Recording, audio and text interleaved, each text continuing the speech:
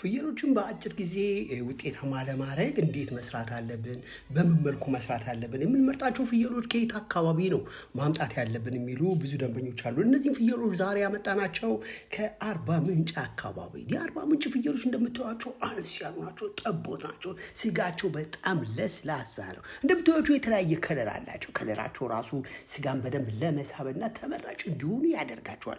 ነገር ግን ምንድነው ልጁ የፈለገው የሚመጡት ክብደታቸው በአብዛኛው 18 እስከ 22 እስከ 25 ድረስ አንዳንዶች እስከ 30 ኪሎ የሚደርሱ አሉ። ግን አሁን በጠዋቱ ስለመጡ ፍየሎቹ ምን አድርገናል? ጠዋት ጤዛው ቀዝቀዝ ካለ በኋላ ወጥተው ሳራቸውን እንዲበሉ በዛውም ደግሞ አረንጓዴ ለምለም እንዲበሉ አድርገናቸዋል። እንደነዚህ አይነት ደግሞ ትላልቆቹ 35 ኪሎ 30 ኪሎ አሉ። ስለዚህ ምንድነው ልላችሁ የፈለኩት ፍየሎችን በምናደልብበት ወቅት ብዙ ጊዜ የጥራጥሬ ድብልቅ መስጠት መቻል አለብን። የጥራጥሬ ድብልቅ ግን መቼ ይጀመራል? ብዙ ጊዜ የምናየው ነው። ስለዚህ ከልጁ ጋር አሁን እየመረጥን ነው። በጥራጥሬ ድብልቅ ላይ ምን አለን? የበቆሎ አለ፣ ሶያ አለ፣ ስንዴ፣ ገብስ አለ፣ ወዘተ ማዕድናት አሉ። ማዕድናት ከምንላቸው ደግሞ እንደ ፎስፈረስ፣ እንደ ካልሽየም፣ ሴሊኒየም የመሳሰሉት የስጋ ጥራት ከፍተኛ ጥቅም እንዲኖር ያደርጋል። እንግዲህ እነዚህ ፍየሎች እንደምታዩቸው ቅጠላቅጠሉን እየቀነጨቡ ነው። ቅጠላቅጠሎች ላይ ምን ንጥረ ነገር ያገኛሉ? በሚቀጥለው ፕሮግራም እነግራቸዋለሁ። ግን ምን አለው? ፍየሎች ተፈጥሮ ስላለው ምን ነው የሚፈልጉት? ቁጥቋጦ ነው፣ እንዲሁም ደግሞ ሳርን ይበላሉ። እዚህ አካባቢ ላይ ፍየሎችን በምናረባበት ወቅት ግን የተለያዩ ጥንቃቄ ማድረግ አለብን። ለምንድን ነው ጥንቃቄ የምናደርገው? እነዚህ ሳሮች በአብዛኛው ጊዜ እድገታቸውን ያልጨረሱ ከሆነ ከፍተኛ የሆድ መነፋት ወይም አሲዶሲስ ወይም ደግሞ ብሎቲንግ ሊያመጡባቸው ስለሚችሉ መጠንቀቅ መቻል አለብን። ፍየሎችም በማደለብ ወቅት ሌሎች ነገሮች ጥቅም ምንድን ነው? ቅድም የነገርኳችሁ የስጋ ክብደትን በአንድ ጊዜ ጡንቻን በደንብ ያሳድጋል። ፍየሎችን ማደለብ ስጋቸው ይለሰልሳል። በደንብ የተመገበ ፍየል ደግሞ ለስላሳ ስጋና ጣዕሙ ተፈላጊ ይሆናል። ስለ ፍየሎቻችንን በረሃ ቤታቸውን ካጸዳም በኋላ ከበረሃ አካባቢ ዝም ብለን ከመልቀቅ በአንድ አካባቢ ላይ እየሰበሰብ ማብላት ጉልበታቸው አቅማቸው በአንድ ቦታ ላይ እንዲሰበሰብና ጉልበታቸው እንዳይባክን አቅማቸው እንዲኖር ለተለያየ ችግርም እንዳይጋለጡ ያደርጋል። ስጋቸው ደግሞ እንደገና ምንድነው ቀይና ቀለማማ ይሆናል። ብዙ ጊዜ በስጋ ገበያ ላይ ብዙ ስብ ክምችት የለውም። በተለይ ከጤና አኳያ ብዙ የሚመከሩ የሕክምና ባለሙያዎች የሚመክሩት አለ። ከዛ አኳያም ቢሆን ስጋቸው ምናል ቀይና ቀይ የተደባለቀ ይሆናል። የስጋው የስብ ስርጭት ይሻሻላል። ስብ በጡንቻ መካከል ሲገኝ ይህ ደግሞ የስጋን ጣዕም ያሻሽለዋል። የእርድ ጥራትን ይጨምራል። አጥንት እና ጡንቻ መጠን ተመጣጠነ ይሆናል። ብዙ ጊዜ ፍየሎች እንደምታውቁት ተፈጥሮ ሲበሉ አጥንታቸው ምን ይሆናል? ለስላሳ ይሆናል። ጡንቻቸው ይሆናል ምን ይሆናል? ለስላሳ። በምንበላበት ወቅት ለሰውነታችን ምቹ ነው። ፍየሎችን ጤናማ ያሻሽላል። ማዕድናትን፣ አጥንትን፣ ጥንካሬን፣ የደም ምርትን፣ የበሽታን መከላከል አቅምን እንዲገነቡ ያደርጋቸዋል። በተለይ ፍየሎች ማደለብ ወቅት ጥራጥሬን፣ ድብልቅ፣ ደረቅ ሳር፣ ንጹህ ውሃ፣ ሚኒራሎች የስጋን ጥራት ያሻሽላል። ክብደትንም ይጨምራሉ። ተፈላጊነትንም ከፍ ያደርጋሉ። ስለዚህ ፍየሎችን ስናደልብ ብዙ ጊዜ ማየት አለብን። ደንበኞቻችን ምንድን ነው የሚፈልጉት? ጠቦት ፍየል ነው? መካከለኛ እድሜ ያለው ፍየል ነው? እነዚህ ፍየሎች ባቀረብን ቁጥር ምን ያህል ገበያው ላይ ተፈላጊ ሆነናል። ትናንትና የገዙን ሰዎች ዛሬ መጥተዋል። ይሄ ምንድን ይነግረናል? የፍየል ገበያ ተፈላጊ መሆንና በዛው ልክ አቅርበን ደግሞ የገንዘብ አቅማችን ከፍ እንዲል። እነዚህም ፍየሎች ወደ 195 ፍየሎች ናቸው። የአንድ ወጣት ልጅ ናቸው። ስለዚህ ይሄ ወጣት ልጅ ለተለያዩ ነጋዴዎች፣ ለባለ ሆቴሎች ያቀርባል። ከየት? ከአርባ ምንጭ አካባቢ እያመጣ እዛ ተፈጥሮን በደንብ ስለሚበሉ ጤንነታቸው የተጠበቀ ይሆናል። እንዲሁም ደግሞ የተለያዩ በመንግስት ወረዳዎች ላይ ከፍተኛ የሆነ የሕክምና አገልግሎትንም ስለሚያገኙና እዚህም ከመጡ በኋላ ደግሞ እኛም የምናደርግላቸው ክትትል ጥሩ ስለሆነ ጤንነታቸው የተጠበቀ ይሆናል። ፍየሎችን እንደመጡ በአንድ ጊዜ የተመጣጠነ ምግብ መስጠት መቻል የለብንም። ብዙ ጊዜ ብዙ ሰዎች ይነግሩናል፣ ፍየል ገዝቼ ተቅማጥ አጠቃቸው፣ ፍየል ገዝቼ ሞቱብን፣ ፍየሎች ገዝቼ ታመሙብን ይላሉ። ግን ምንድነው ሰዎች ወደ ፍየል እርባታ ከመግባታቸው በፊት ለግንዛቤ ያህል እንዴት ያሉ ፍየሎችን ማርባት የፈለጉት? ሙክቶችን ነው? ጠቦቶችን ነው? ወይስ ደግሞ መሲናዎችን ነው? እነዚህ ነገሮች በሙሉ ስራችን ውጤታማ እንዲሆን ከሚያደርጉን የመጀመሪያው። ስለዚህ እነዚህ ነገሮች መረጃ ለመሰብሰብ ስልጠና መውሰድ ትፈላጊ ነው። ስልጠናውን ደግሞ መውሰድ ከፈለጋችሁ ወደኛ ማዕከል መጣችሁ ለሚቀጥለው 4 ቀን የፍየሎች እርባታና ስልጠና ክትትል ለሚቀጥለው 4 ቀን ስለምንሰጥ መጣችሁ መሰልጠን ትችላላችሁ። እዚህ ስትመጡ ፍየሎችን ምን በሽታ ያጠቃቸዋል?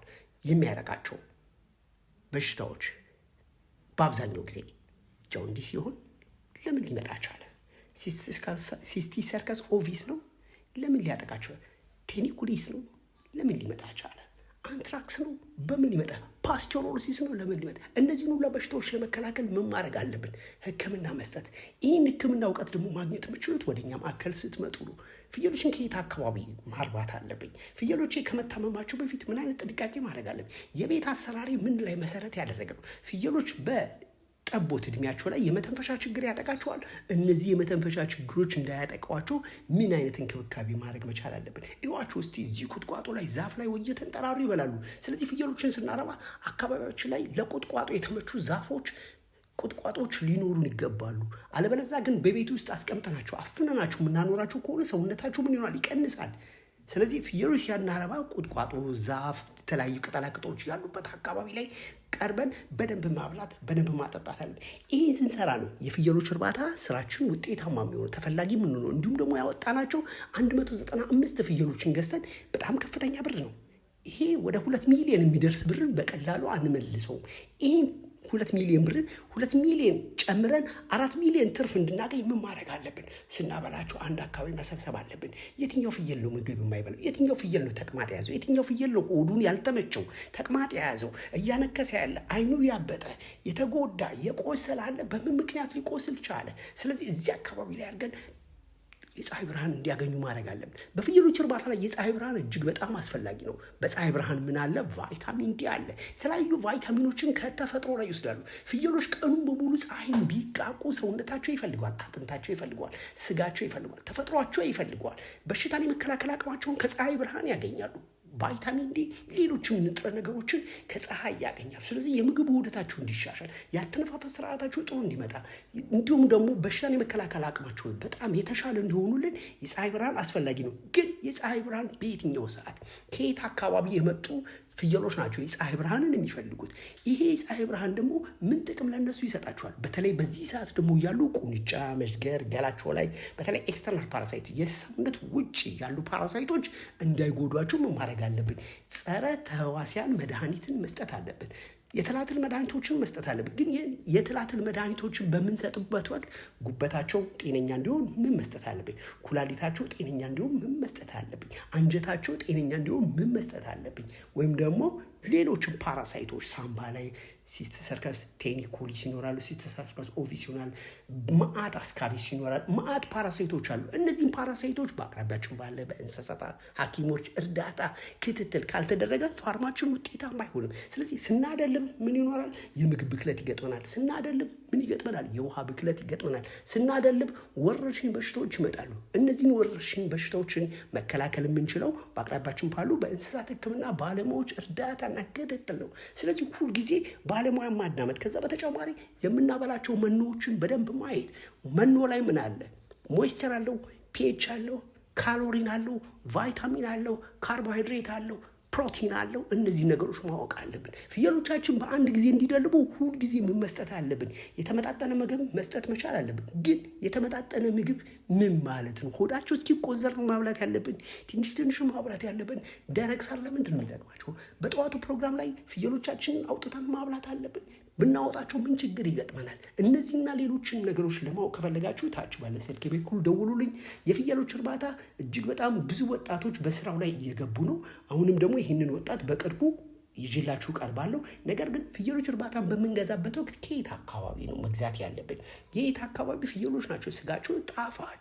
የምንገዛቸው ፍየሎች ኪሎቸው 18 ኪሎ፣ 20 ኪሎ፣ 30 ኪሎ ወይስ ደግሞ ከ30 ኪሎ በላይ ያሉ ፍየሎችን ነው መግዛት ያለብን። እንዴት አድርገን ብንገዛ ውጤታማ እንሆናለን? የፍየሎች እርባታ በአጭር ጊዜ ውጤታማ እንዲያደርገን ምን አይነት የአመጋገብ ስርዓት፣ ምን አይነት የሕክምና ስርዓት፣ ምን አይነት የጤና አጠባበቅ፣ ምን አይነት ሕክምናን፣ ምን አይነት የቤት አያያዝን መስራት አለብን የሚለው መሰረታዊ ነው። ከዚህ በተጨማሪ ፍየሎችን ስንገዛ ከክፍለ ሀገር ወጣ ብለን ከገበሬው ብዙ ጊዜ የምነግራችሁ መግዛት ያለብን። ገበሬው ጋር ስንሄድ ምን አለው?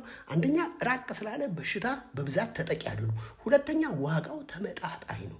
ስለዚህ የትራንስፖርት ከፍለን እዚህ አስመጥተን መግዛት አለብን። ነገር ግን ከተማ ላይ በምንገዛበት ወቅት አንደኛ ከተማ ላይ በርካታ የጤና ችግሮች አሉ። ስለዚህ የዛ በሽታ ተጠቂ ከሆኑ ሞት ያጠቃናል። ገበሬው ጋር ግን ስንሄድ ገበሬው ጋር በሽታ ስርጭት ደካማ ነው። ስለዚህ ከገበሬው ላይ አምጥተን እኛ የተለያዩ ክትባቶችን እየሰጠን እያበላን እያጠጣን የፍየሎች እርባታችን ሰፊ ሆኖ ለብዙ ሆቴሎች፣ ለብዙ ድርጅቶች፣ ለብዙ ተቋማት፣ ለብዙ ማይክሮ ድርጅቶች አቅራቢ መሆን እንችላለን። ይሄ ነው ውጤታማ ሊያደርገን የሚችል ስራ። ግን ስንገዛ ራቅ ብለን ወጣ ብለን መግዛት መቻል አለብን። የምንገዛቸው ሰውነታቸው ሰፋፊ ይሁት እስኪ ይህን እዚያው ምን ያካክላሉ? ከዛ ቁመታቸው ውጪ ምንድነው የሰውነታቸው የጡንቻቸው ማማር፣ የጡንቻቸው መለስለስ፣ በጡንቻቸው ውስጥ ያለው ጣፋጭነት እንዲሁም ደግሞ ጤናማ ስጋ፣ ስስ ስጋ ለሰውነት የማይከብድ እሱን በበላን ቁጥር የምግብ ውህደታችን ጥሩ ሊያመጡ የሚችሉ አመጋገብን ያላቸው ለስላሳ ፍየሎችን መግዛት ያለብን። ስለዚህ ፍየሎችን ስንገዛ ምን ማየት አለብን? ይስላሉ ፍየሎቻችን ምንድነው መስጠት ያለብን? ፍየሎቼ እግራቸውን ቆስሏል፣ ምንድነው ማድረግ ያለብኝ? ፍየሎቼ ያተነፋፈስ ስርዓት ችግር ማቃሰት አለባቸው፣ ምን አይነት ሕክምና መስጠት አለብኝ? የት መሄድ አለብኝ? እነዚህንና ሌሎችን መረጃዎች ለማግኘት ከፈለጋችሁ በአቅራቢያችሁ ያለ የእንስሳት ሕክምና ባለሙያ ወይም ደግሞ ወደኛ ደውላችሁ እናማክራችኋለን፣ ስልጠናም እንሰጣችኋለን። ስለዚህ ፍየሎችን ስንገዛ ራቅ ካሉ ቦታዎች ወጥተን ግን እነዛ ቦታዎች ላይ ደግሞ የትራንስፖርት አገልግሎትን ማግኘት መቻል አለብን። ካመጣናቸው በኋላ ደግሞ ፍየሎችን በየአጭር ጊዜ ለገበያ እንዲቀርቡልን በእኛ ፋርም ውስጥ ምንም አይነት የጤና ችግር እንዳይከሰት ከማደሪያ ቤታችሁ ደግሞ ሳር ጉዝጓዝ ማድረግ አለብን። እንዲሁም ደግሞ በሚወጡበት ቦታ ላይም ደግሞ ምን ማድረግ አለብን? ጥሩ የአየር ዝውውር ያለው ንጹህ አካባቢ፣ ንጹህ ውሃ፣ ንጹህ መብል አቅርበን ጤናቸውን፣ ምግባቸውን፣ ሕክምናቸውን ልንከታተል ይገባል። በተለይ ፍየሎችን ስናረባ በአንድ አካባቢ ላይ እረፍት እንዲያደርጉ ማድረግ አለብን። ረጅም መንገድ የሚሄዱ ከሆነ ሰውነታቸው ምን ይሆናል? ብዙ ጉልበት ያወጣሉ። ስለዚህ ከመወፈር ይልቅ ፍየሎቻችን እየከሱ ይመጣሉ። ግን መቼ ነው ሕክምና መስጠት ያለብን? መቼ ነው ክትባት መስጠት ያለብን? መቼ ነው የትላትል ማስወገጃ መድኃኒቶችን መስጠት ያለብን? እነዚህና ሌሎችን ነገሮች በደንብ ለማወቅ ምን ማድረግ አለብን? ሁልጊዜ የሕክምና ክትትል በጣም አስፈላጊ ነው። እርባታ ስንሰራ ምንድን ነው የትልቁ ወጫችን? መኖ ነው። ስለዚህ መኖን ለመሸፈን ምን ማድረግ አለብን? በአቅራቢያችን ካሉ ግጦሽ ቦታዎች ላይ መከራየት አለብን ከገበሬው። ከዛ ደግሞ ከተከራየን በኋላ የተለያዩ እንስሶቻችን የሚፈልጉትን አመጋገብ መከተል አለብን። በቆሎ መትከል አለብን፣ ኤሌፋንት ግራስ መትከል አለብን፣ ሳሮች መትከል አለብን። ስለዚህ ፍየሎቻችን ደግሞ ጠዋት ላይ ስናንቀሳቀሳቸው ምን መሆን አለበት? ጤዛ በደንብ ካለፈ በኋላ ጤዛው ካለፈ በኋላ ነው ወጥተው እንዲግጡ ማድረግ ያለብን። አለበለዚያ እንስሶች ስለሆኑ እንደሚጎዳቸው አያውቁም። ያንን እርጥብ በሚበሉበት ወቅት ሆዳቸው ምን ይሆናል? ለከፍተኛ ቁንጣን ይጋለጣሉ፣ ለከፍተኛ ተቅማጥ ወለድ በሽታ ይጋለጣሉ። እንደነዚህ አይነት ነገሮች እንዳይገጥማችሁ ሁልጊዜ ምን መሆን አለበት? የት አካባቢ ነው ማብላት ያለብን? ምን ምግብ በቀን መስጠት አለብን? ቶሎ እንዲወፍርልን፣ ጤንነታቸው እንዲጠበቅ፣ የተሻለ ሕክምና አገልግሎት እንዲያገኙ እንዲሁም ደግሞ ብዙ ደንበኞችን እንድናፈራ ገንዘባችንን ሁልጊዜ እንዲገለባበት ጤናማ ፍየሎችን መያዝ፣ ጤናማ ፍየሎችን ለሻጮች ማቅረብ፣ ጤናማ ፍየሎችን ለበዓላት ማቅረብ፣ ይሄ ስራችን እንዲያምር ከሚያደርጉ የመጀመሪያው ስራ ነው። ፕሮግራሜ ኃይሉ ቤት ነኝ። ጠቅማል ካላችሁ ጓደኞቻችሁ ሼር አድርጉ። አመሰግናለሁ።